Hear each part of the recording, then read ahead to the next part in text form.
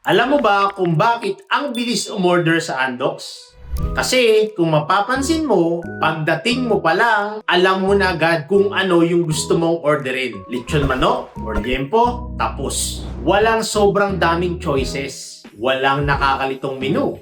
Walang nakakapagpatagal ng pag-isip mo. At ito pa yung interesting. Kahit simple lang yung binebenta nila, ang dami pa rin bumabalik. Napapansin mo ba yun? Kapag mas simple yung pagpipilian, mas mabilis tayong nakakapagdesisyon. Kasi minsan, kapag sobrang daming choices, mas nakakalito.